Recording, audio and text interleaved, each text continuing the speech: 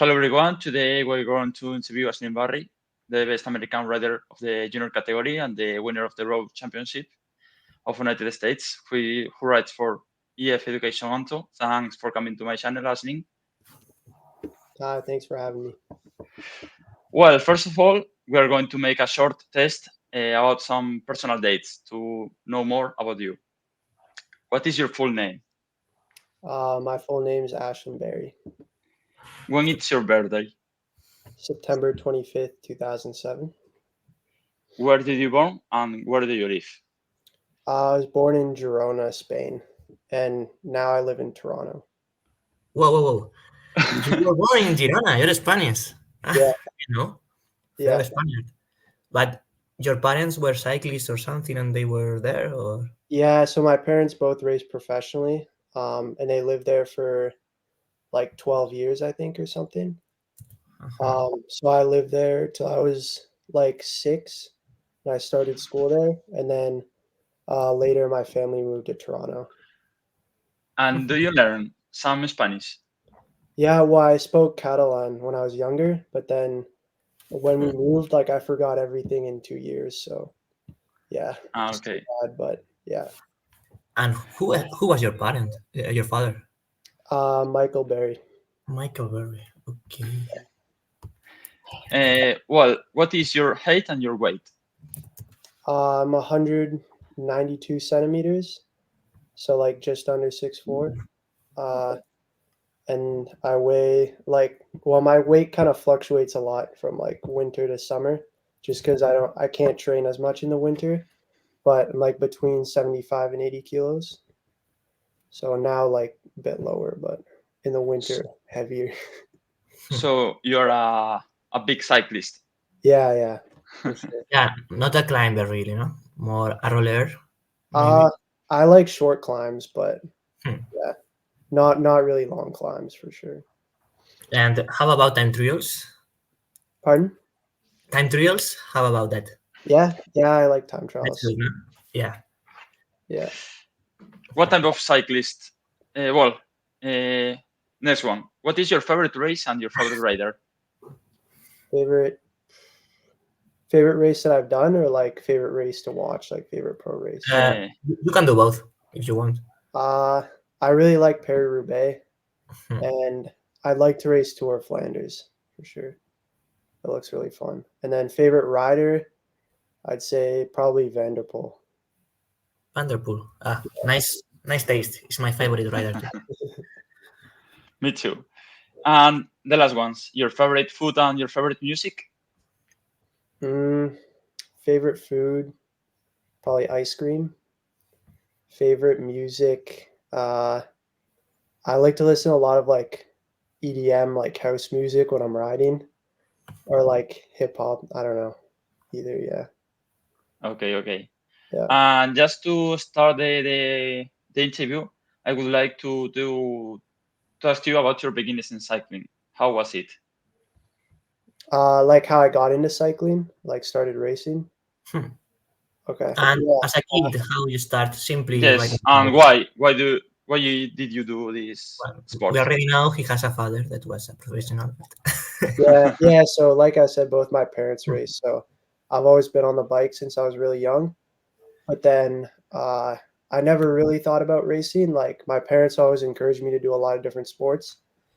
And then when I was like 8 years old, maybe, I started watching cyclocross races with my dad, like just on the computer. And then I asked him if I could race. And then I started racing like cyclocross and mountain bike when I was young. And then I live really close to a velodrome in Milton. So, like, kind of at the start of COVID, like 2020, I started racing on the track. And then I was good on the track, and I liked it more than mountain bike or cyclocross or anything.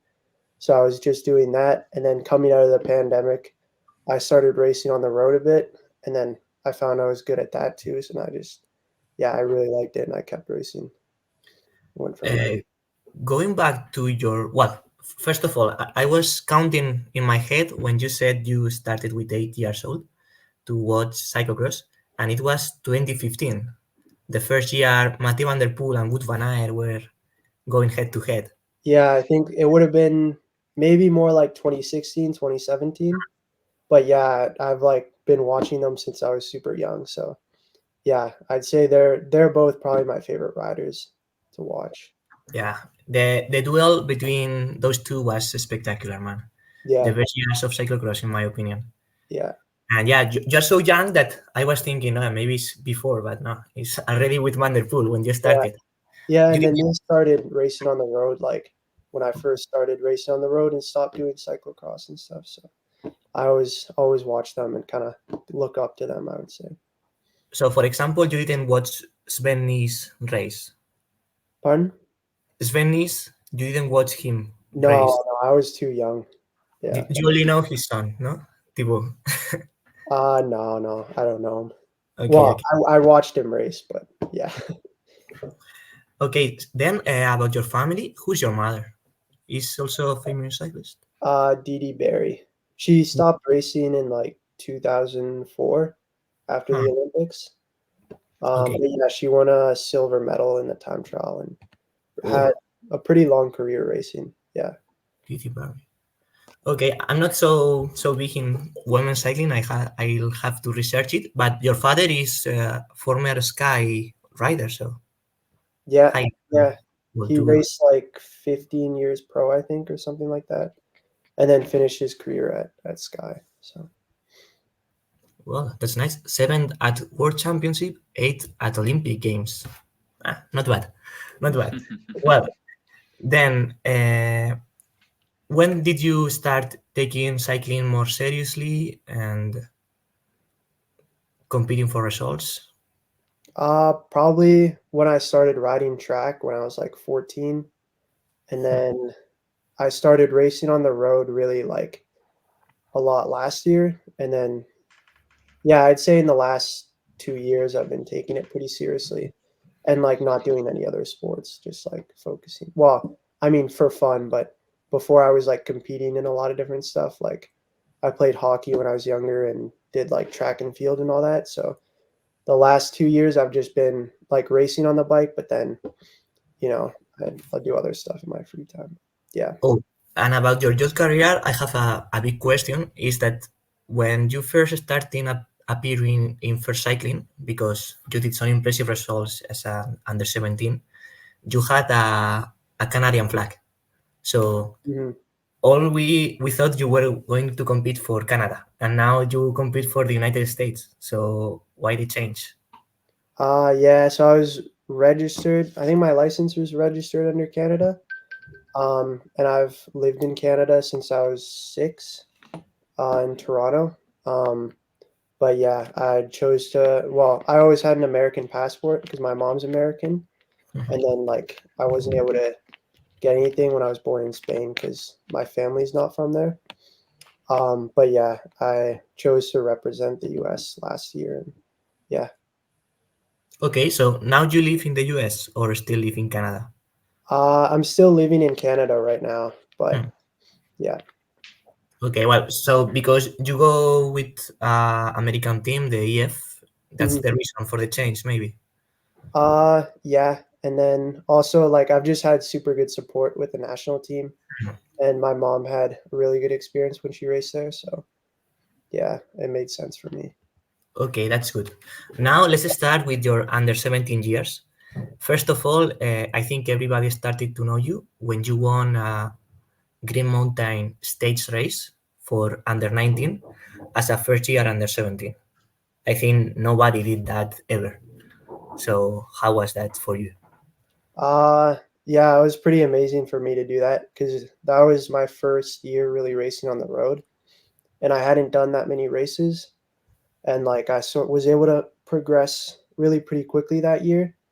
And yeah, I was guest riding for a team for Onto, the team that I'm on now, and I just had one teammate, and we were like went into the race without really any expectations. And the last stage, I found myself fighting for the win overall, and I was able to get it. So yeah, it was a super nice feeling, and kind of showed me that I could uh, race at a high level and really progress. And yeah, it definitely inspired me for the following year and for this year. And then all the people that follow the youth results, searching for the next star, starting following you. And Wouters created an EF under 19 team.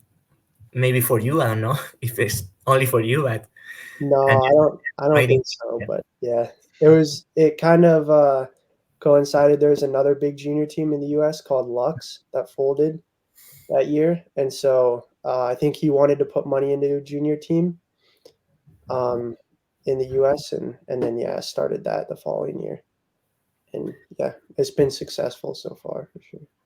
And then that under 17 year, I think last year you were winning almost everything in America. You were a super strong team. Also with Incapié, that is 1 year younger, and is also a rider.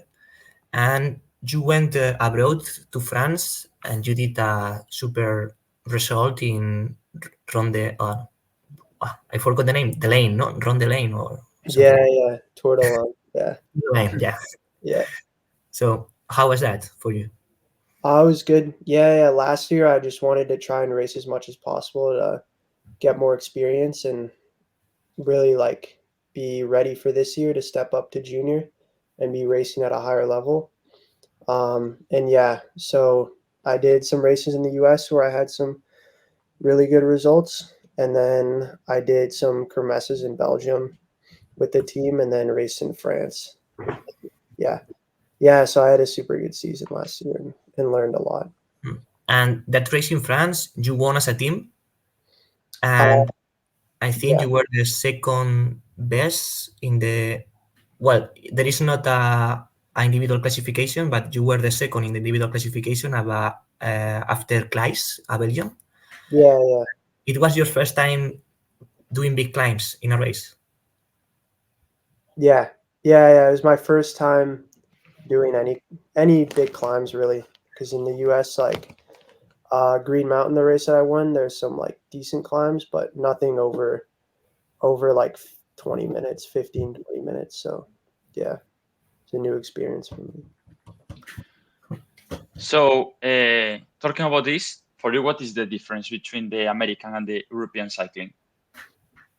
I'd say in Europe, there's definitely a lot more races, and then the races generally are like much higher level, or maybe the level is similar between the best like 5 guys, but then in Europe there's a lot more riders, so you always have like at least 100 riders in the race, and the level is a lot higher. Yeah, I'd say that's the biggest difference, but then also the roads are really different. So like here the roads are really big and wide usually, and like it's hard to get that much climbing, at least in the races I've done. And then in Europe, like it'll be super narrow, and it's almost like you're racing on like bike paths and farm roads and stuff. Where in North America, it's really different.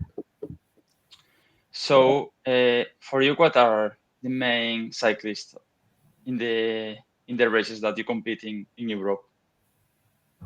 In Europe, like who I'm like my main competitors, or Yeah, like the races of Paris-Roubaix, Val-Romey, these ones that you compete.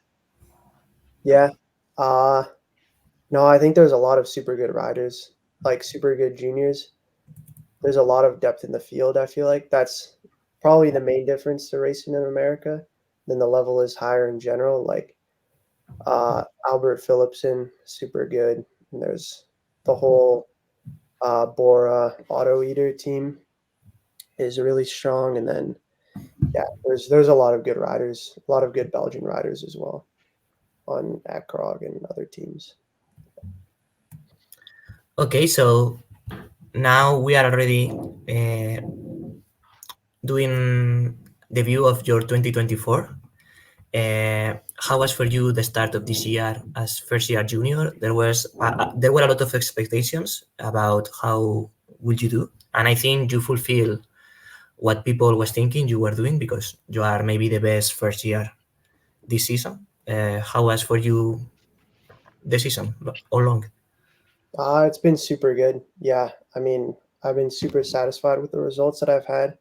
I kind of came into it without super high expectations because I know like there's a lot of riders that are super strong that will go in and struggle a lot with the races just because, like I said, the roads are so different in North America and the level is super high and it's just hard to find a rhythm for the races. But I was super happy. Like the first race I did in Europe this year, I won in France, and then yeah, I sort of knew physically I could perform at the level just because I had raced in the track in Apeldoorn and done well in January, and then last year I had good results as well. So I knew I could be up there, but then to win the first race I entered and then be top 10 in Roubaix and have a bunch of other really good results is I couldn't be happier really.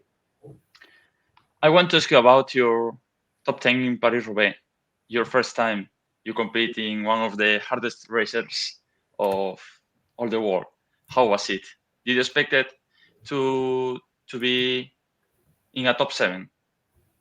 Yeah, I didn't really know what to expect. Like I just knew going into the first sections I'd have to be in good position and then just yeah, try and stay in the front all the way through and ride as hard as I could. And yeah, I mean, to be top 10 and just off the front of or just off the back of the front group, I was really happy with. But yeah, I don't know. Anything can happen in the race, so I was happy even to finish, but to be in the top 10 was really good. So How did you train this race? Because in America, you don't have any races of these characteristics. Maybe gravel. yeah, Maybe, but but it's different. for sure.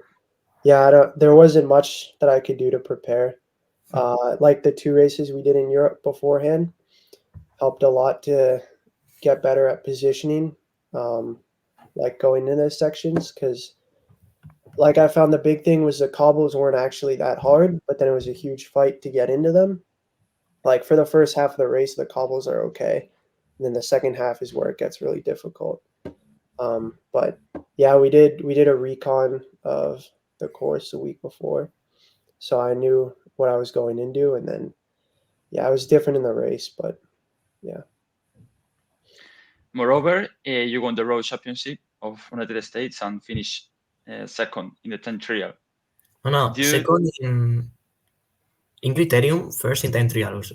No? Yeah, first in the time trial, first in the road race. Sorry. What memories do you have about this moment? Yeah, no, it was super special for me. It was my first national championships on the road. So to win both the road race and the time trial is, I mean, I couldn't be happier. Yeah. And the level of American cycling, how do you see it at junior level this year? I think there is another riders that have good level, and there is a competition to win nationals. Yeah, for sure. It was definitely wasn't easy for me to win. I think the level of American juniors is really high now, and there's especially a lot of good first years that I think will be good and competing for wins in Europe next year. So yeah, I think it's good. Talking about that, I told you before the name. How do you see Incapi for next year? I haven't really had the chance to race with him at all this year. But yeah, I mean, I know he's strong, so I think it'll be interesting to see how he does. It's definitely a step up to junior. Like I think he'll have the strength. He'll just have to find his way in the races. Like, yeah, find his way in the bunch. But I think he'll be good for sure. He's the same profile as you, or maybe a little bit more a climber? I don't know. I think he's a little bit smaller than me. I haven't seen him in a long time. But Okay. yeah. Don't worry. Well, and then about the second part of the season, after a super strong first part of the season, you started doing some races with climbs, like Tour de Pays de Vaud and Val Romay, and you did well, but not really at the best climbing level. How do you see that junior level for you? Yeah. I'd say, I mean, like we talked about earlier, the super long climbs are a bit of a weakness for me, but on the shorter climbs, I find I can do pretty well. So yeah, I had some good results in Pays de Vaud, and then Saarland in Germany as well, which is quite hilly, Easy, I think. Yeah. but like shorter climbs. And then yeah, in Val Romeo, that was probably my best result. I only was able to do the first stage because I got really sick the night after, and then wasn't able to start the following day. But yeah, there was like 20-minute climbs, and I was able to make the second group, which almost got caught by the peloton, and then win the sprint out of the second group for 6. So I was pretty happy with that. Yeah, I think the level of climbing is super high with juniors. So for me, it's I don't probably have to lose quite a bit of weight to be Maybe next year. But yeah. I mean, you see, Witten Philipsen, last year he wasn't the strongest climber, but the second year junior, he won Val Romeo. So maybe you can hope for that. I don't know. Yeah, maybe next year. I don't know. We'll see. And then the last race you did was the Worlds in the Track in China. How was that? It was good. I was second in the Omnium, which I was really happy with, but then at the same time, I was kind of disappointed to lose by 1 point. It was a really small margin. But yeah, and then the pursuit in Madison didn't really go how I wanted them to. But yeah, it was a super good learning experience still for me, and I know what I need to come back next year and to be able to compete for the win again. So yeah. And after the sickness in Val Romeo, you are returning to top shape, going to the World Championships in the road, maybe? Yeah, I think so. It was a little bit of a struggle after getting sick.